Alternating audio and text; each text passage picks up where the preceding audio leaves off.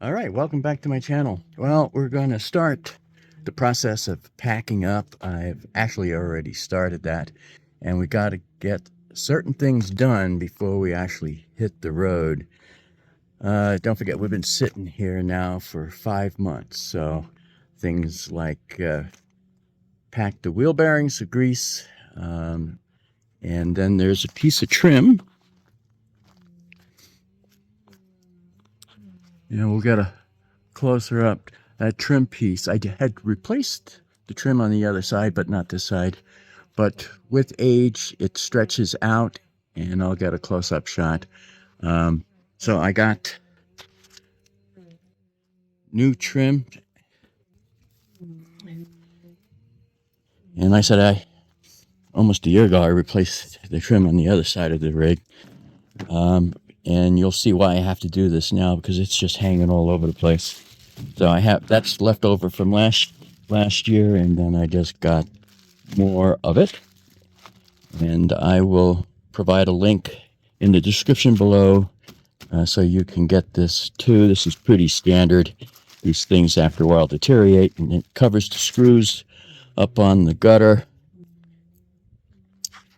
And we don't need water penetrating through the screws into the wall of the trailer. So that's why we got to get this taken care of. And then here's something bizarre. The downspout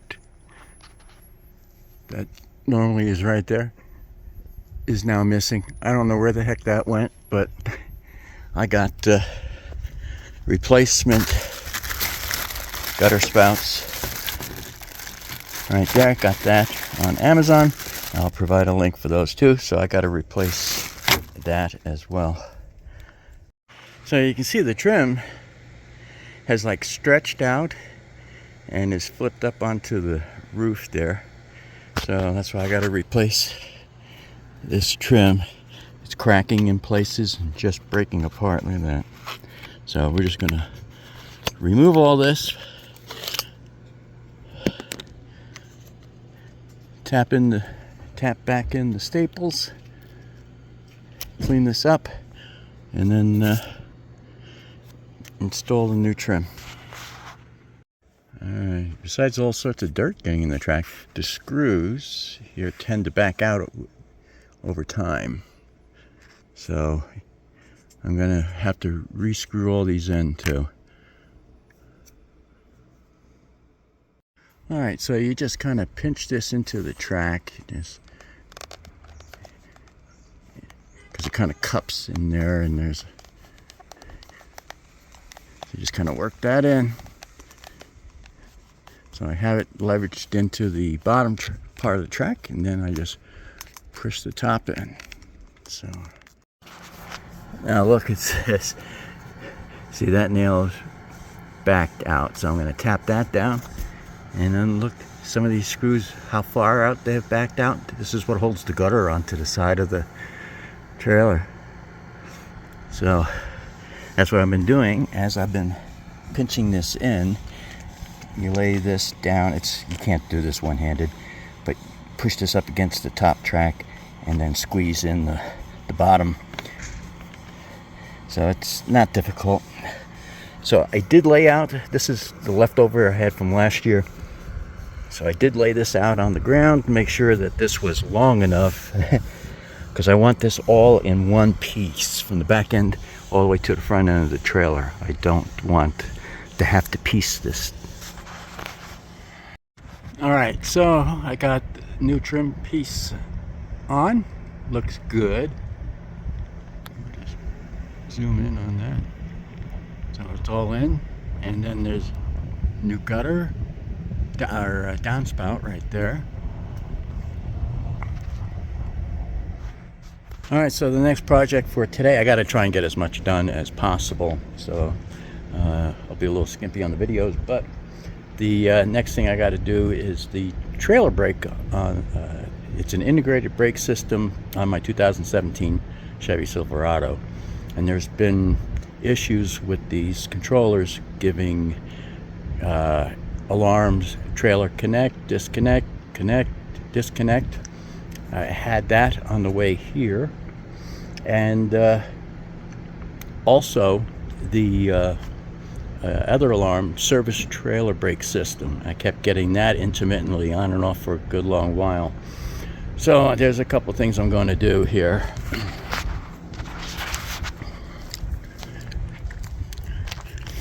I bought new 7-pin trailer cable with the connector.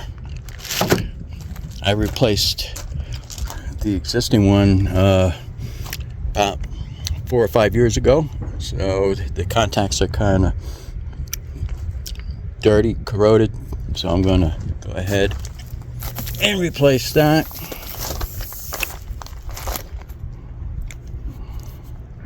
So there we go. Yeah, a bad ground connection or something could cause some of these problems. But I'm also going to replace the integrated brake controller, the what's called the switch, which is this guy right here. So in order to get at that, I have to pull this side panel off, which gives you access into the fuses, and then you pull this off, and then you can get to the trailer brake switch. So from what I understand, this switch causes the can cause the service trailer brake system. So we're just going to go ahead and replace it, and keep our fingers crossed this will fix this down. I bought the proper tools to remove the panels. This doesn't look like it's too bad of a job, so that'll be the next project after I replace the cable. Alright, so this is the junction box where the trailer plug cable comes in, and it's, a little bit of a bird's nest there, but this will be easy because we got these quick connections here. So these just twist on. That's from the last time that I did this. So this will go 1, 2, 3. We just match them up color for color, and good to go. Okay, one thing I did notice about this new cable is these wires are kind of on the light side. As you can see there, they're supposed to be 16 gauge is what they said. It doesn't quite look 16 gauge, but... And then here's the wires on the cable. Now, I did replace the cable with the extra heavy duty plug, so. And then the other wires do match up as far as color. I also ohmed out from the plug to the wires and made sure that the new one matched up color for color, pin to pin, and it does. So we're good, because I saw in some reviews they were saying the color coding was not standard. That's why I checked it. But plug connections from pin to wire is the same as what I had on there, so we should be good. Keep my fingers crossed. I said the wiring is a little bit on the light side, but like I said, the last time I bought an extra heavy duty one, it was heavier than the original, so I'm thinking we should be good.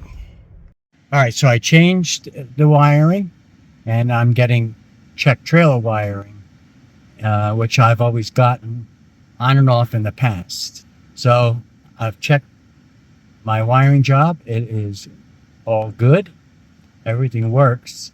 So what we're going to do now is replace this.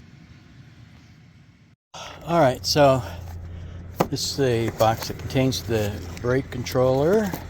Got this on Amazon, and I'll provide a link for it. This is quite a common problem. This is actually a switch, and then there's actually a rheostat too, that for the brake controller. So this is the exact replacement.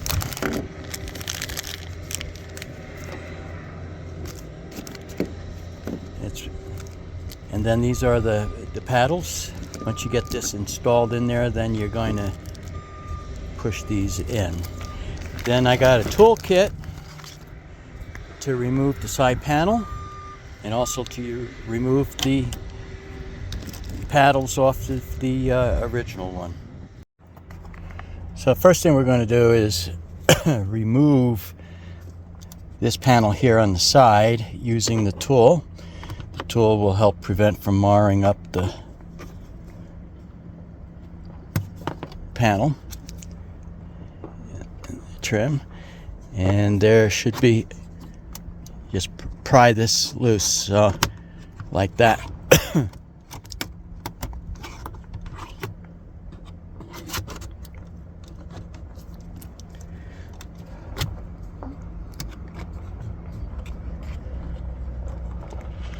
Just kind of work it along.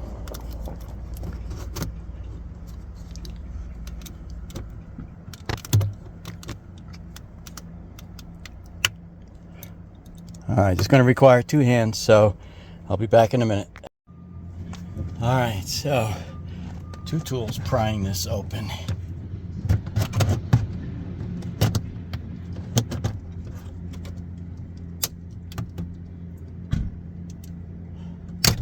There we go. Took 2. Holds spare fuses and a fuse removal tool. Put this off to the side, and now we remove this. Like, this should just pull out.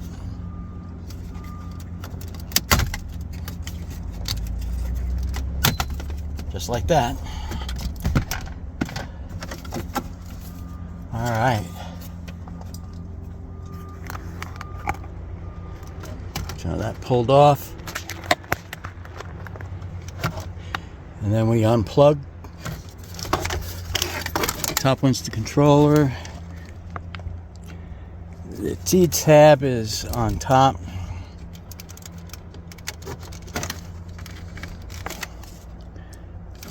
Got to put this down again.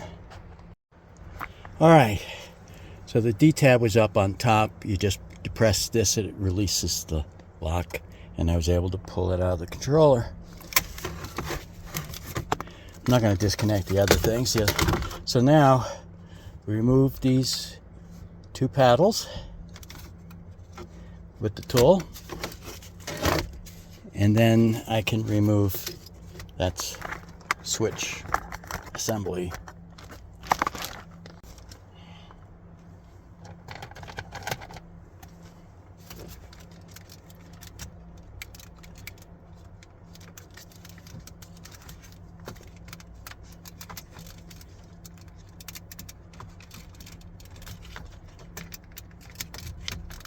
There we go. There's one.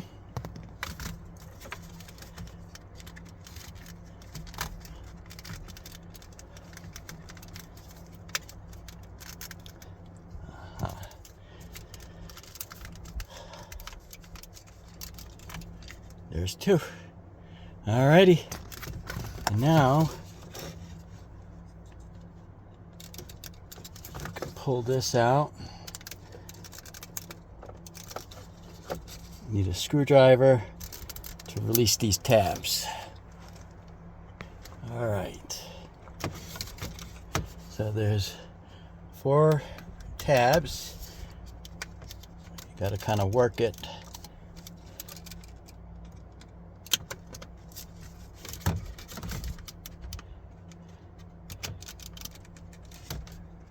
Release the top 2.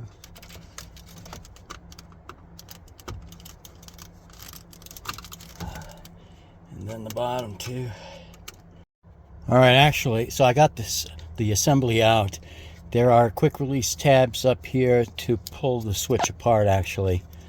That's why. There were lower tabs down here to release it out of the bezel.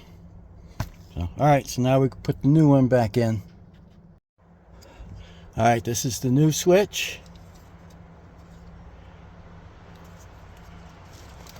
We fit it in there. Can only go one way. It's keyed.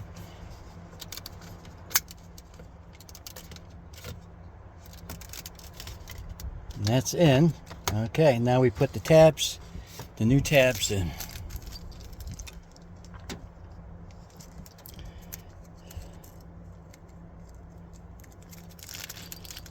And they should just press in.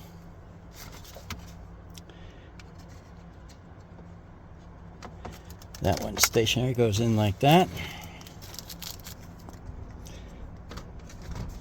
These can only go in one way. This one is all the way out here. There we go, it's in. All right. And then we just snap this back in. Oh. After you plug in the connector, the D tab is up top. There, it's locked in.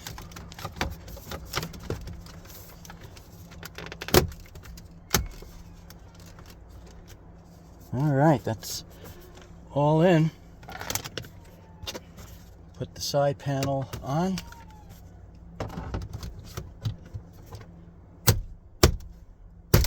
And that's it. All right, so I finished with the brake controller, so we'll see how that works out when we travel. Got my fingers crossed that the problem is resolved. I just inflated the tires to 80 psi. I do have an air compressor right there, which I got at Harbor Freight, quite some time ago.